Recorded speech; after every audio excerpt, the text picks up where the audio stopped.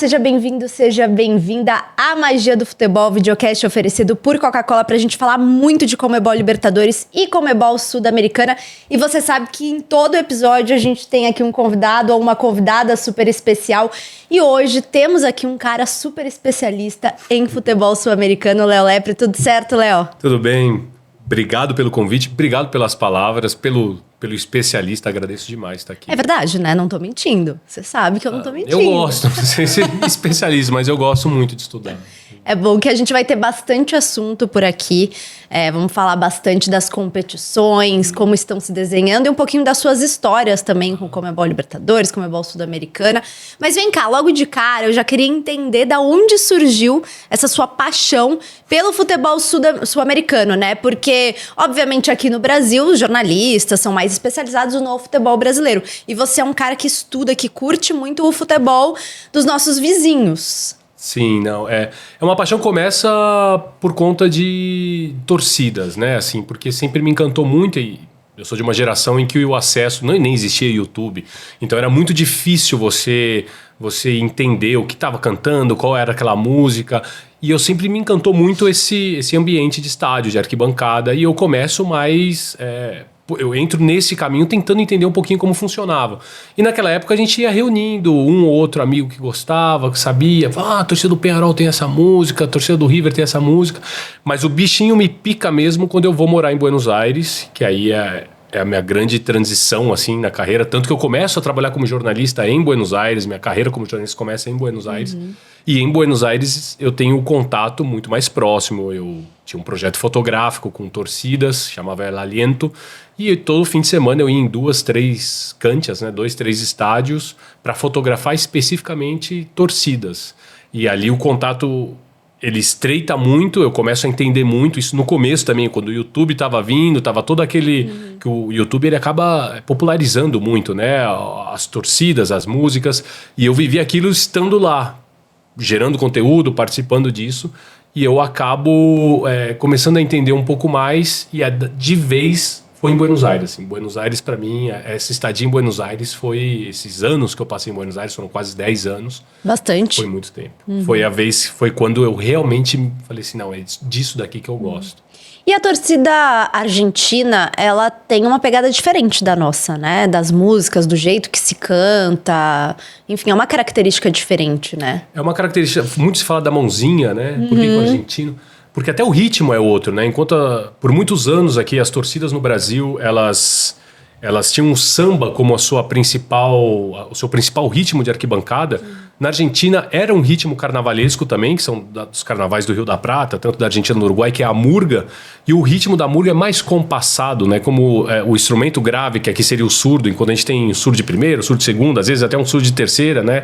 Lá na Argentina é um bumbo só que dá aquele tum, tum. Então é muito mais fácil ele compassar junto com a mão.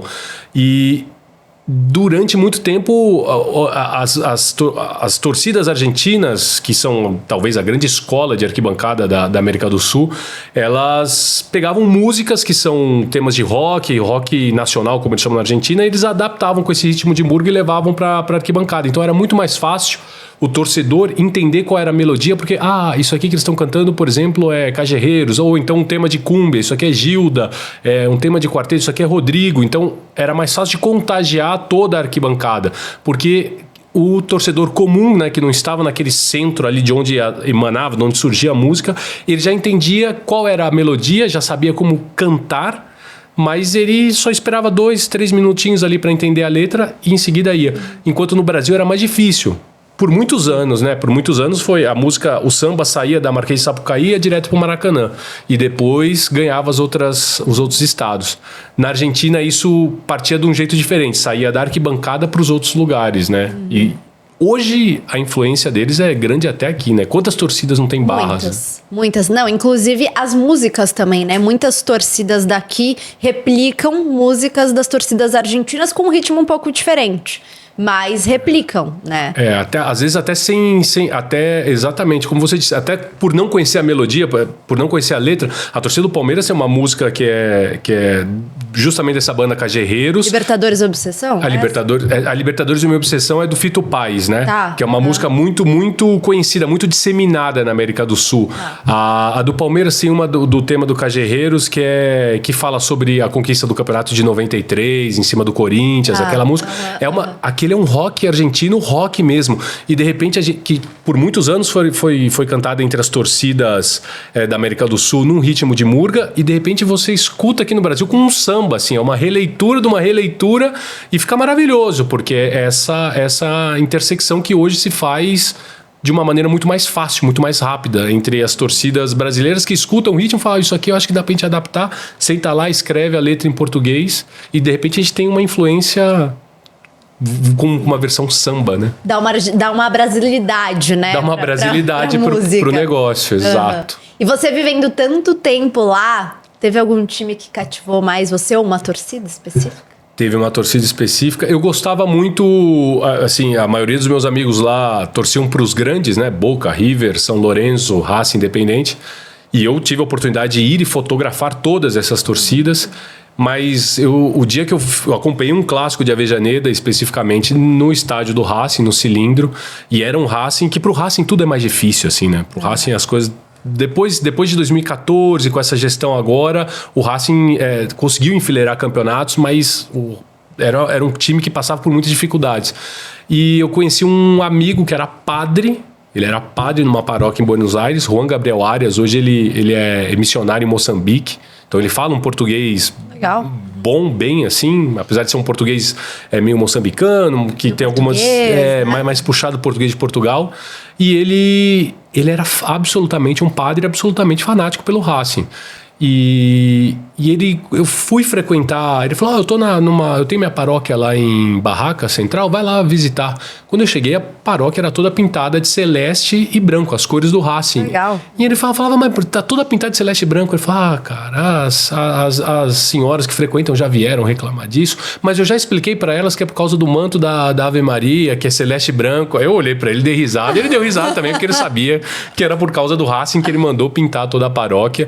E eu comecei a frequentar muito com ele, então ficou assim um carinho especial pelo Racing, pela torcida do Racing, porque eu acho que é muito bonita assim, a história do Racing também, né? Todo mundo fala que ir a um jogo do Racing é uma experiência única, né? A torcida em si, a atmosfera é um absurdo, assim. É um absurdo, e eles têm... É um estádio muito que propicia isso pelo formato, né? Como o cilindro com o teto, o canto que bate e volta, e é uma torcida que passou, eles ficaram 35 anos sem conquistar um título, tiveram um problema de ter o clube arrebatado pela justiça por dívidas, ter uma concessionária, uma SA, né, que teve que gerenciar o clube justamente na época que eles ganham um título.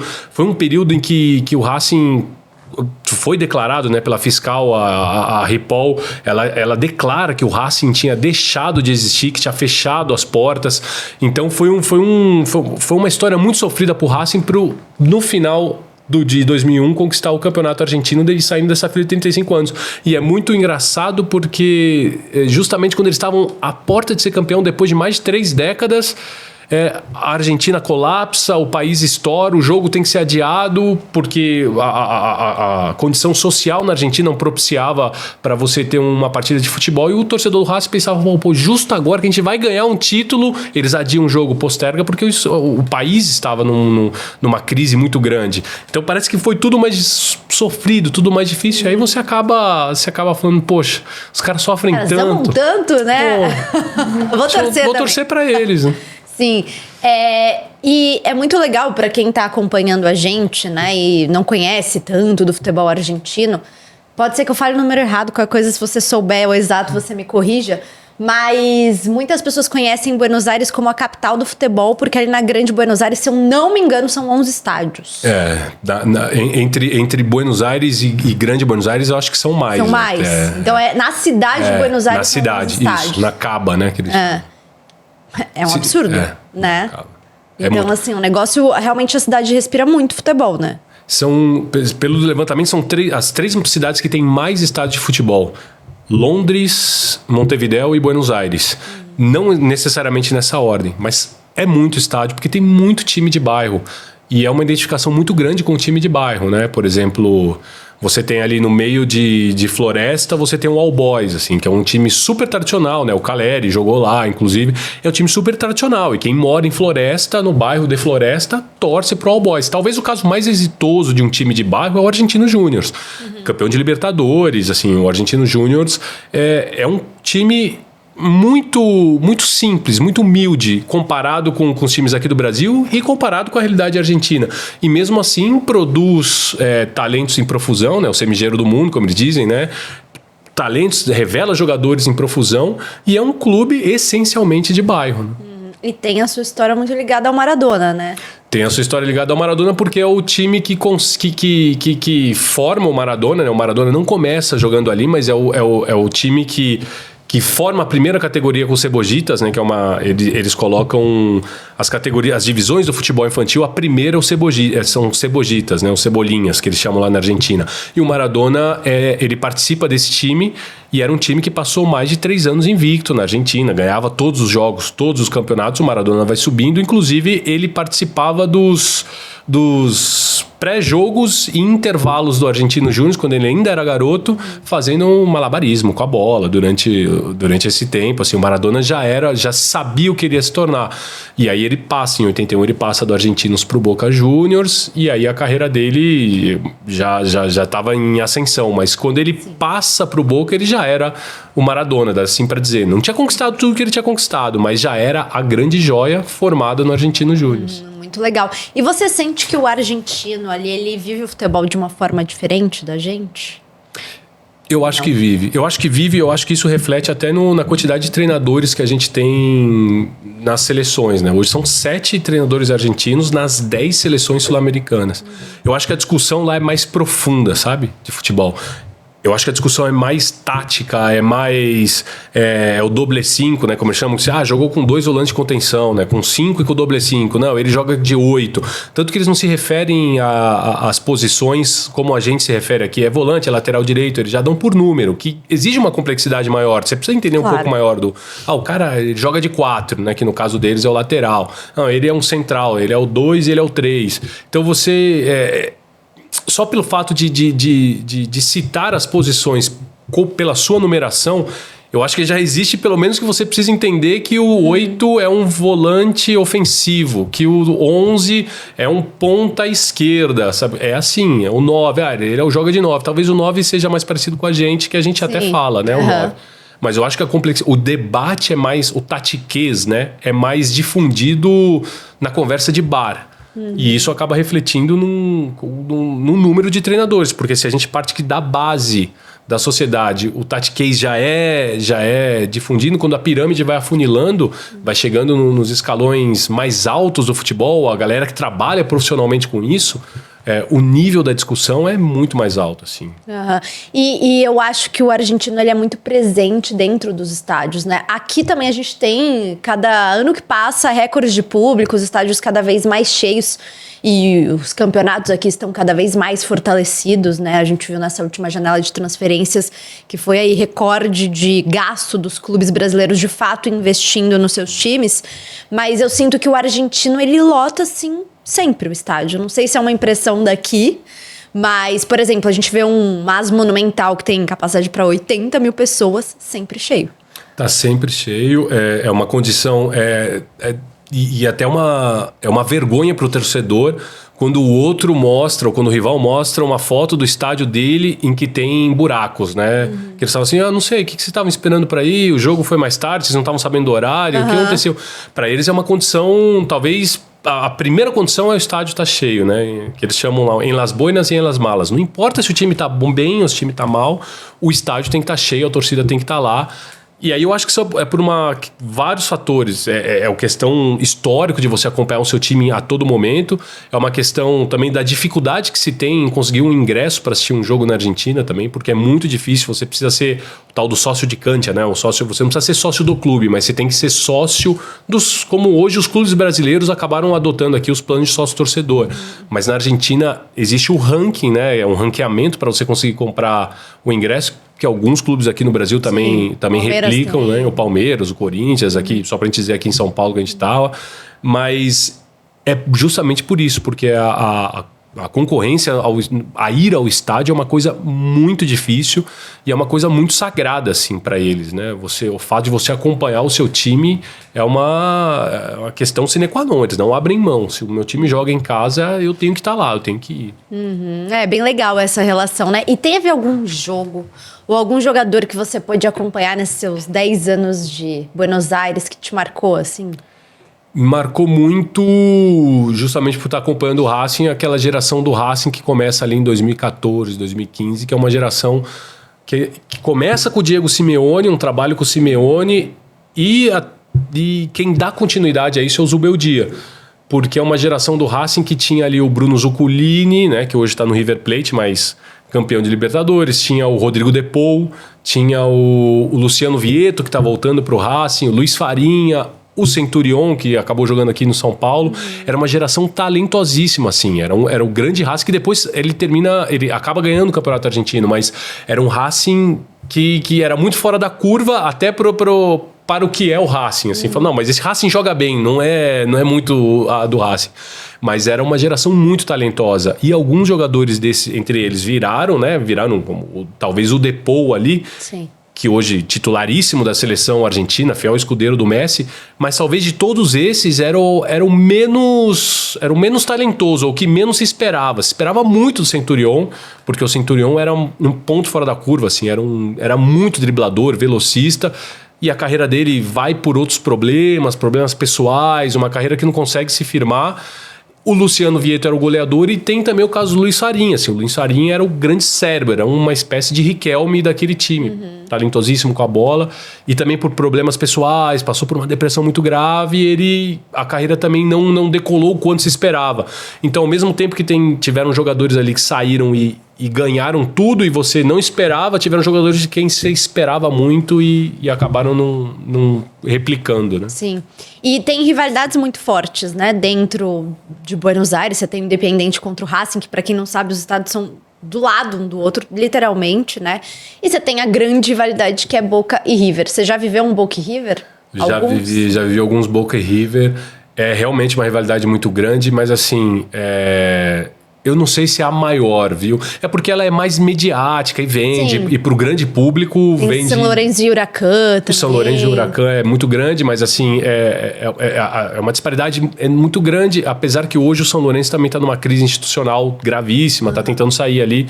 Então, meio que se equiparou isso. Mas assim, o clássico de Rosário, News e Rosário Central é uma coisa surreal, assim, do nível de rivalidade que se vive na cidade. É muito parecido com o Nacional e Peñarol, porque são dois gigantes que dividem uma cidade, dividem um país, e dois gigantes que dividem uma cidade. Assim. News e Central talvez seja, para mim, a maior rivalidade da Argentina. Claro que tem o Boca e River, tal, mas que se vive com uma visceralidade assim, tão grande é News e Central. Legal. É muito louco. E teve alguma história já que você passou em algum jogo lá? Pra contar, assim? Teve. Eu tirava, como eu disse, eu tirava fotos, né, das torcidas. E eu lembro que uma vez eu fui tirar uma foto, era um Racing Boca na cancha do Racing. E eu tava tirando fotos da chegada da torcida do Boca, da Barra mesmo, né, da 12.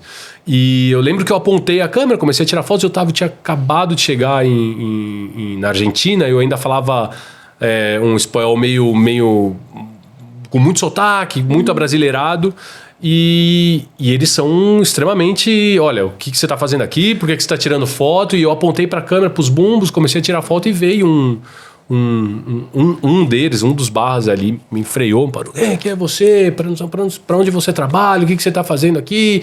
De onde você é? E quando ele perguntou de onde você é, eu não entendi na hora. Ele estava querendo saber de que meio eu era, se eu trabalhava para algum meio especial na Argentina, um Clarim, um La Nación da vida. E eu entendi, ele falou, de onde você é? Eu falei, do Brasil. E ele olhou pra mim, assim, completamente... Brasil? Eu falei, mas que Brasil? E aí ele foi pegar a câmera da minha mão e eu peguei a câmera e saí correndo. Falei, não vou ficar aqui que vai ser pior pra mim. Saí correndo, falei, pô, não sei o que, passei um...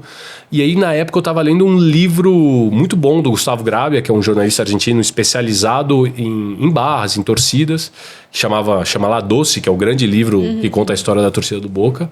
E tem uma sessão no meio que era só sobre as fotos com os principais barras, assim, digamos. Esse é o número 1 da 12 hoje, ó. E na hora que eu vejo ali era o tal do Maxi Mazzaro e eu falei, esse aqui. Eu falei, bom, pelo menos não foi qualquer um que me botou pra correr. Foi logo o número 2 da 12. Eu fiz bem em correr. Fiz bem em correr. Eu falei assim, tá certo. Agora eu me sinto amparado na minha corrida. Não dava pra ficar ali porque senão a coisa ia ficar feia. Mas era bem agressivo, assim, o ambiente, né? Bem tenso. Eu imagino. E dos outros países sul-americanos, o que você pode contar, assim, que você já viveu? Porque você curte não só o futebol argentino, né? Quando eu comecei lá em Buenos Aires, eu começo fazendo esse projeto isolado, que chamava El Aliento, era um projeto de fotos. Aí eu comecei no saudoso Impedimento, que era o grande site especializado no futebol sul-americano há muito tempo, há 15 anos.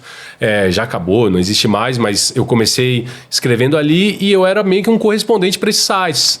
E aí eu frequentei muito o Uruguai também, né? Porque tá ali do lado, então era só cruzar o charco, né? Cruzar de uma margem para outra. Sim. Acompanhei muito, gosto muito também do futebol uruguaio. Também tem muita história boa no futebol uruguaio, né? Times como o Rampla, como o Cerro, times muito pequenos ali que tem uma rivalidade muito grande.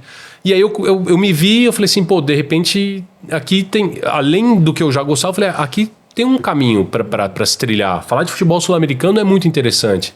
E aí eu comecei a me dedicar mais a entender como funcionavam os países os quais eu não tinha tanto conhecimento, mas que na Argentina chegam mais, porque você tem muito jogador argentino lá, você tem muito treinador argentino lá. Então na Argentina se fala muito mais do futebol chileno do que aqui, se fala muito mais do futebol paraguaio do que aqui, porque tem muita gente que vai para lá. Talvez o jogador que chega no futebol paraguaio é o argentino que tá ali, o futebol na segunda, na terceira prateleira vai para lá, dos clubes mais de bairro, do All Boys, do La Ferrer, e os argentinos acompanham a carreira daquele cara. Então, você tem mais facilidade. E eu acabei começando a estudar mais, comecei a frequentar. Eu fui para o Chile umas 3 vezes por oportunidade de trabalho ali para conhecer, e comecei a estudar um pouco mais da história, e acabei me vinculando. Eu falei, bom, é isso então eu vou começar a estudar futebol sul-americano. E quando eu volto para o Brasil, e aí eu entro na TV Globo, ali tinha um caminho a ser trilhado, porque as competições sul-americanas estavam e existia esse vazio de alguém que falasse dos rivais dos brasileiros. E aí eu comecei a me aprofundar cada vez mais e, assim, o bichinho picou e pronto. Porque se tem uma história boa de futebol para acontecer, ela vai acontecer na terceira rodada do Clausura do colombiano. Ela não vai acontecer num jogo da Premier League, sabe? Com certeza. Ela vai acontecer ali. E assim, acho que o nosso continente, ele tem peculiaridades, assim, que você não encontra em lugar nenhum, né? É o estádio que você vai jogar no deserto, ali do Atacama. É o estádio com altitude, que faz parte da característica do nosso continente, a altitude. Tem pessoas que vivem na altitude. Então, é um estádio que é na beira da Cordilheira dos Andes. Então, você tem cenários e ingredientes mesmo muito emblemáticos, né, por aqui. Exato. Eu acho que, além de todo o colorido das torcidas, que é uma coisa muito nossa, assim, é muito específico nosso, e que a galera vem de fora para ver como é que funciona uma torcida do Boca, uma torcida do Flamengo, uma torcida do Peñarol. Eles gostam muito disso, porque talvez pro gringo que venha de fora, e gringo, eu falo gringo é um europeu, né, mesmo que venha de fora, ele não tá tão interessado no jogo, porque para isso ele tem o jogo lá que às vezes é melhor, às vezes é pior, mas assistir um jogo lá é diferente. Agora, a experiência de se ver uma partida de futebol aqui é única, não tem lá. E eles querem ver isso, eles vêm para ver isso.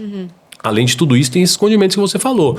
Vou ver um jogo no deserto. Eu vou ver um jogo em Puerto Montt ali, né? Uma cidade no sopé da Cordilheira dos Andes, ali, quase na fronteira com a Argentina. Você tem um estádio maravilhosíssimo, assim, com a cordilheira emoldurando tudo. Ou como são os estádios na própria Bolívia, né? Que volta e meia você vê a cordilheira, ou o estádio da Universidade Católica no Chile, o próprio estádio do Defensor Sporting no Uruguai, que tem um parque de diversões no fundo, tem o entardecer mais bonito que tem, que você vê o sol caindo ali no rio.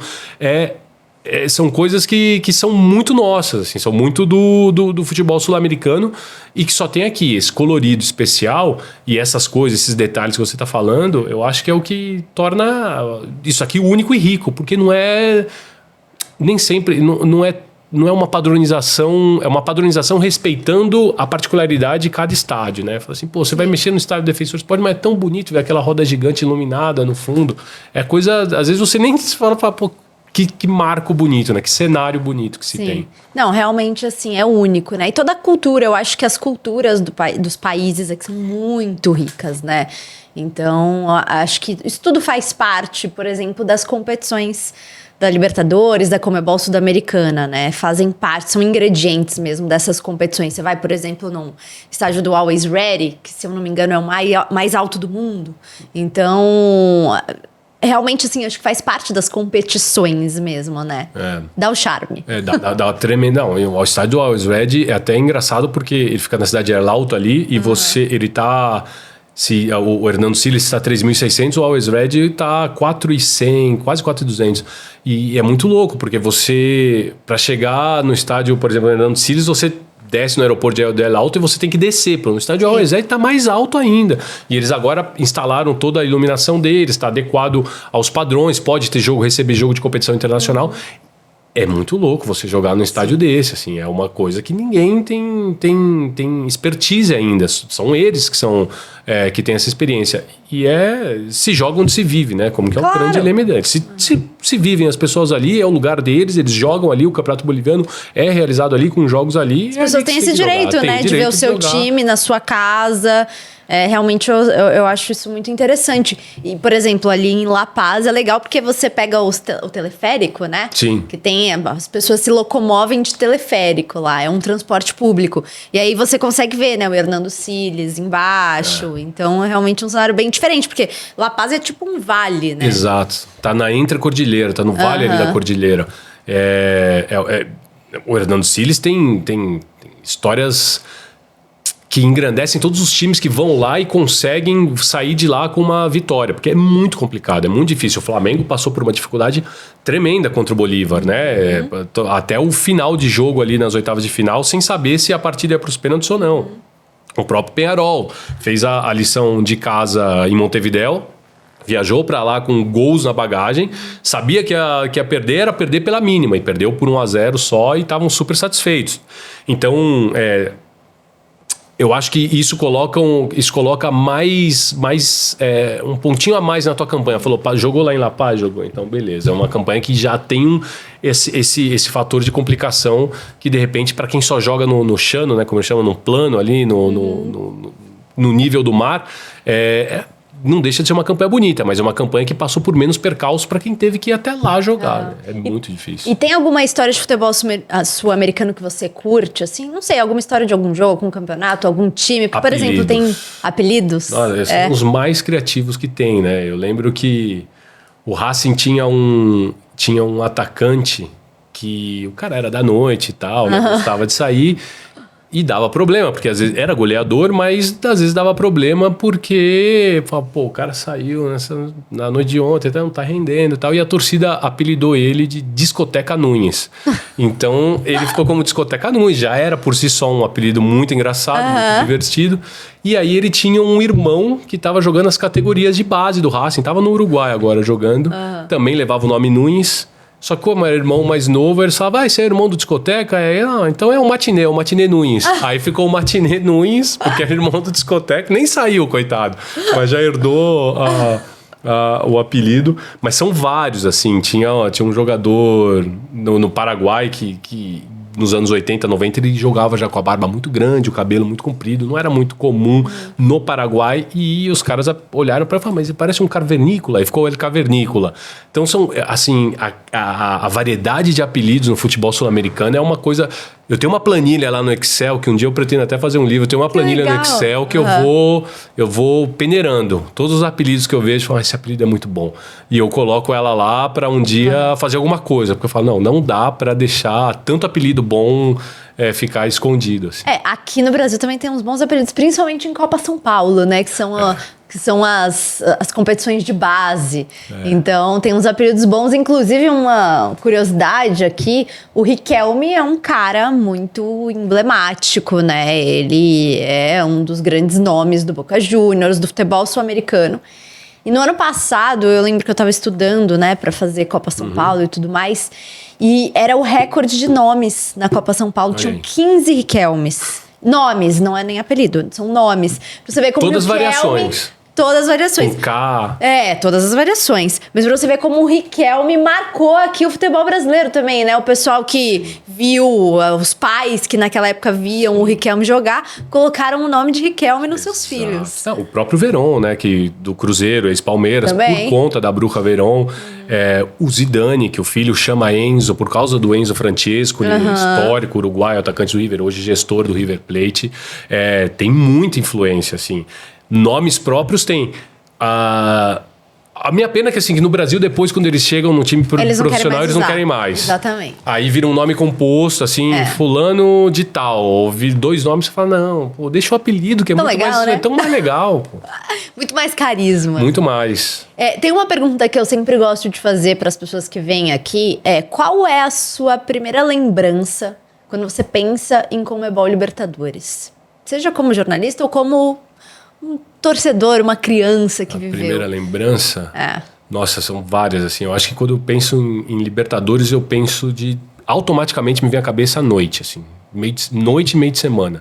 Porque desde sempre, né? Desde sempre o jogo à noite. E era um jogo... Porque eu acho que tem esse condimento especial. Porque como o jogo é à noite, você passa o dia inteiro... temperando esse jogo, né? Pensando como é que vai, se ele vai escalar o fulano, se o ciclano vai pro banco, como é que vem o outro time, quem é o outro time, porque geralmente às vezes você encontrava times muito grandes, né? Eu tô falando isso quando eu acompanhava, era pequeno, você pegava times grandes que você já sabia um pouco da história. E às vezes você pegava times que era difícil, com quem a gente vai jogar hoje? Vai ser com o Huachipato. Mas quem é o Huachipato? De onde ele vem? De como ele sobrevive? E aí surge também depois essa minha vontade de me aprofundar mais e entender melhor esses times. Então, para mim, quando eu penso em Conmebol Libertadores, eu penso meio de semana à noite. E com tudo isso que tudo isso leva, o tempero do jogo durante todo o dia, o trabalho, você conversando com como é que vai ser, a tua ida até o estádio. Você chega mais cedo ao estádio, porque geralmente as pessoas saem do trabalho, saem de alguma atividade, você chega mais tempo ao estádio e tem aquele tempo que você fica tomando alguma coisa lá fora, comendo e falando sobre o jogo. A prévia é muito grande, né? É muito uma legal, prévia né? muito grande. É um outro clima, né? A gente fala do clima de Libertadores. Realmente é um clima específico. É um clima específico. É refletor aceso, é aquela fumaça da galera que tá vendendo o pernil na porta do estádio aqui no Brasil, ou choripã no resto da América do Sul, com aquela fumaça toda subindo. O cheiro também é muito característico. Eu não sei, me vem sempre à cabeça a quarta-feira à noite. Sim, e essas sensações também. Essas sensações, do tanto que você cozinha o jogo. Sim. E o contato com uma torcida, no meu caso, que a primeira coisa que eu entrava no estádio e olhava era ver o visitante. Como é que pendurava a faixa, como é que levava a bandeira, como é que era o ritmo da música. Porque sempre, aí eu volto acho que pro nosso começo, sempre me cativou muito isso, assim. Como é que o argentino, o uruguaio, o chileno, o paraguaio, o boliviano, enfim, o equatoriano, o colombiano, como é que ele vivia a paixão pelo time dele. Quanto de semelhanças tinha comigo e o quanto de diferenças tinha com aquilo que eu estava acostumado a ver no estádio. Então era uma troca muito grande de experiência. Sim. E tem algum jogo de Conmebol Libertadores que você trabalhou e marcou a sua trajetória como jornalista? Que eu trabalhei, tem assim, eu trabalhei na final em 2012, Boca Juniors e Corinthians lá na Bombonera.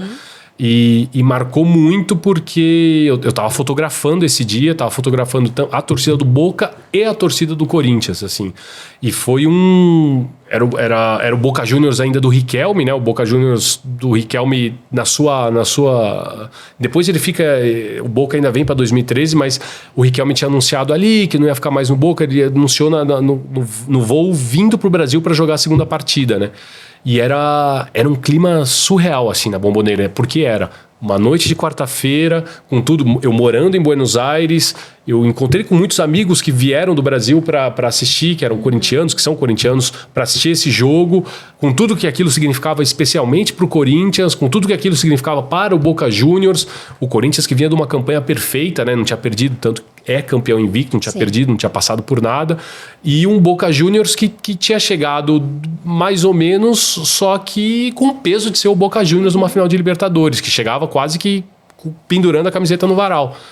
E aquele jogo foi espetacular, porque eu pude fotografar o primeiro tempo na torcida do Boca e o segundo tempo eu fui fotografar na torcida do Corinthians. Sim. Então, para mim, foi muito marcante aquilo. Eu imagino que você viveu também um período de uma disputa maior entre argentinos e brasileiros pelo título, né? Hoje a gente vive uma hegemonia brasileira, desde 2018, quando o River ganha, né, aquela final emblemática contra o Boca. A gente só tem brasileiros ganhando títulos. Hoje a gente tem nas quartas só 3 times que não são brasileiros, né? Sim. O River Plate, o Peñarol e o Colo-Colo. Como que você enxerga os times brasileiros nessa edição? Essa é uma discussão de corredor que eu tenho muito, assim, porque o pessoal às vezes me coloca como, ele que é o advogado dos times sul-americanos, quero que fala aí do Peñarol, por que o Peñarol pode tirar o Flamengo e ganhar essa Libertadores? Por que o River Plate pode ganhar essa Libertadores? Assim, poderio financeiro, não tem discussão. Por momento do país, momento econômico, é muito mais fácil, assim, para o time brasileiro se fortalecer e chegar. Mas o que eu digo, assim, e o que eu centro esse debate sempre é no seguinte: você pode, os nossos times eles estão mais bem armados, mais bem estruturados. Mas você pega os 2 camisas 10 do Flamengo, não são exatamente, mas jogam ali na função, são uruguaios. O capitão do Palmeiras por anos é um paraguaio. Os técnicos argentinos, uruguaios. O centroavante do São Paulo é um argentino. Assim. Então, os nossos times são brasileiros formados majoritariamente por talentos sul-americanos. A gente peneira. Isso é bom e é ruim ao mesmo tempo.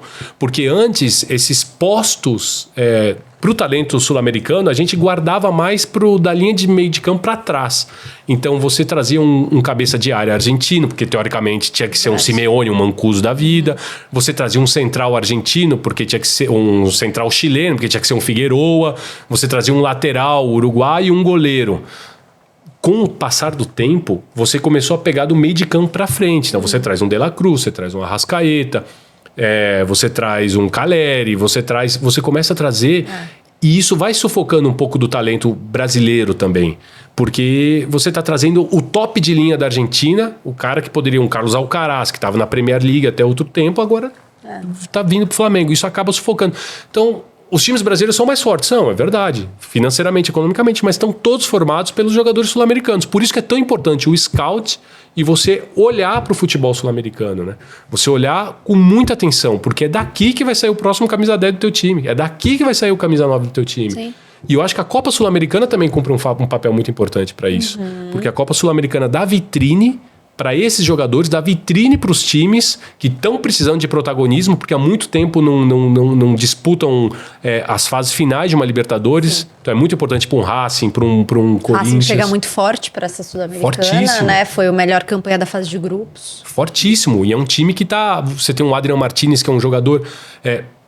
Um centroavante espetacular, tem uma história de vida. Ele foi preso, o Adrian Martinez ficou na cadeia porque por 6 meses teve uma tentativa de homicídio contra ele na cadeia. Você fala, cara, esse cara hoje é o centroavante do Racing, uma baita de uma história. Você tem o Roger Martinez, o colombiano que joga com ele, o Quinteiro, outro colombiano que joga com ele.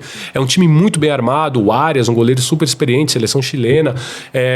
Você tem... Pro Corinthians é uma Copa muito importante. Pro Boca era também uma Copa muito importante, até cair para um Cruzeiro. E fez um jogo duríssimo com o Cruzeiro. Sim, com um a menos, né? Com um a menos. É uma Copa que... A Copa Sul-Americana, ela propicia devolver esse protagonismo pro clube que tá precisando, para um grande que não tá vivendo um bom momento. A Copa Sul-Americana é um baita de um semáforo, assim, de um farol, de você colocar isso na mente para salvar a tua temporada. E para você começar a dar protagonismo para esses clubes que estão surgindo. O Independente Del Valle, ele bate em 2016, finalista da Libertadores, perde para o Atlético Nacional. mas ele se afiança, ele finca o seu nome de potência sul-americana na Copa Sul-Americana, fazendo boas campanhas, batendo campeão 2 vezes, e aí ele passa a disputar meio que de tu a tu, né, como eles dizem na Libertadores. E eu sinto que na Sul-Americana a gente tem um equilíbrio maior, né? Tanto que se a gente pega os campeões, no ano passado, por exemplo, a gente teve a LDU, né? Então a gente tem um equilíbrio maior entre os times brasileiros e os outros times da América do Sul. Não sei se você tem essa sensação também. Total. É mais imprevisível, assim. É bem mais. Não, concordo, porque assim, geralmente o clube brasileiro que chega na Copa Sul-Americana, até pelo sistema de classificação, talvez ele não esteja vivendo o melhor momento técnico dele. Já nos outros campeonatos, o time argentino, chileno, paraguaio que chega na Copa Sul-Americana, ele está vivendo um bom momento, porque ele passou por um sistema classificatório que é um pouco mais afunilado. Então ele chega melhor. Para o Racing, com o investimento que teve, por exemplo, a Copa Sul-Americana é o objeto de desejo, assim, para eles, né? É o grande objeto de desejo. O Racing vai com tudo. E eu tenho certeza que hoje, se você olhar, né, pela situação do Corinthians, que tá precisando, Racing e Fortaleza talvez são os grandes favoritos dessa Copa Sul-Americana. E seria um duelo interessantíssimo. Sim. Seria um duelo interessantíssimo. Uma semifinal, eventual semifinal. Uma eventual semifinal. Seria um duelo muito interessante. Aí você tem um Lanús que tá mal no campeonato argentino, tá ali de meio de tabela para baixo, mas que tá fazendo uma tremenda campanha. Acabou de eliminar a LDU, a atual campeã. Acabou de eliminar. E com 2 jogos com muita propriedade. Então, é mais parelho. Realmente é mais parelho. E você tem um Cruzeiro ali daquele lado também que se reconstruiu, né? Tá se reconstruindo. E ganhar uma Copa Sul-Americana pro Cruzeiro é um negócio... Situação muito parecida com a do Racing hoje. O Racing ele precisa do protagonismo internacional de volta. Ele já conquistou a sua relevância nacional. Recentemente ganhou do Boca numa final, numa super final argentina. Mas para o protagonismo internacional do Racing é muito importante Sul-Americana. E eu acho que vai nesse caminho para o Cruzeiro. Assim, para o Cruzeiro, depois de voltar para a Série B, de conseguir da Série B, de ficar na Série A, agora imagina beliscar nessa temporada um título internacional. E eu tenho certeza que a torcida do Cruzeiro vai valorizar muito isso, né? E se o Cruzeiro chegar nessa final, a Assunção vai estar lotada de cruzeirense, eu tenho certeza. Total. Agora, para terminar, o que essas competições internacionais aqui do continente, Libertadores, Sul-Americana, representam para você como uma pessoa que gosta, que vive do futebol? É o que eu não abro mão de assistir. Eu não abro mão de assistir. E assim, o pessoal até brinca porque assim, mas tá jogando Sportiva, Meliano e Libertad. É esse jogo que eu quero ver. Porque é esse jogo que tem, talvez, nem todo mundo vai assistir. Porque como os jogos acontecem no mesmo horário, você vai preferir... É o dia que eu assisto no celular, no tablet e na televisão. Assim, é o dia que eu tento ver o máximo de jogos possíveis. Porque... são os jogos que eu não me permito não assistir. Porque às vezes é difícil você conseguir assistir um Campeonato Paraguai, mas, dá pra assistir o Sportiva Meliano aqui hoje. Eu quero conhecer um pouco mais esse time, quero ver um pouco mais. Quem tem um argentino lá no Ameliano que é bom, cara. Por exemplo, o Romaña, hoje, o central do São Lourenço, que já teve na pauta aqui em alguns times. O Romaña jogava o Campeonato Paraguai pelo Guarani e já era um destaque e era muito difícil ver o Romaña. O Vijaçante, que hoje brilha no Grêmio, também era muito... Mas a gente já sabia que esses caras eram referências de talento, que dava pra ir. O Romaña fez 2 grandes jogos contra o Palmeiras na fase de grupos. E aí todo mundo falou, mas quem é esse colombiano que joga de central do São Lourenço? Esse cara tá jogando no Campeonato Paraguai já tem muito tempo. Então, quando você tem a possibilidade de assistir um jogo de Libertadores, um jogo de Sul-Americana, ainda mais esses times que meio que fogem do radar, além de você topar com histórias maravilhosas, se você pesquisar ali, você vai topar, você vai ter a chance de ver talvez o próximo 10 do seu time. Agora, a última vez, porque eu lembrei de perguntar outra coisa. Como que você visualiza essa final de Conmebol Libertadores em Buenos Aires? Você que conhece muito a cidade. Olha, primeiro vai ser lindo jogar no Monumental para 80 mil. Não está confirmado o Monumental, mas tudo indica que vai ser no Monumental. Teve uma reunião, inclusive, que o presidente do River, recentemente, ontem, inclusive, falou sobre esse desejo que vem a Buenos Aires e hoje ao Monumental. E hoje o Monumental é o estádio mais preparado. Eu acho que com a paixão que se vive, independentemente de chegar um time argentino ou não, sejam lá os times que chegarem, você vai estar talvez no top 3 das capitais futeboleiras do mundo, assim. Vai ser uma final de uma competição internacional, talvez a principal, para mim, a principal, do tanto que eu gosto disso. Na principal capital do futeboleira da América do Sul. Porque aqui no Brasil tem várias, só que é muito dividido. Lá é concentrado. Então, assim, acho que Buenos Aires é a final perfeita na capital do futebol, né? Sul-americano. Vai ser muito legal, né? Vai ser muito legal. Léo, foi um prazer te receber aqui. O papo foi rapidíssimo aqui. A gente conversou. A gente poderia ficar aqui o dia inteiro conversando de futebol sul-americano, porque rende muita história boa, né? Eu que agradeço. Muito obrigado pelo convite. Foi um prazer para falar disso. Então, para mim, ainda mais prazeroso. E sempre que precisar, pode contar comigo. Te chamaremos mais, hein? Tá bom. Aguarde. Gente, obrigada a você também que ficou aqui em mais um episódio da Magia do Futebol. Até a próxima.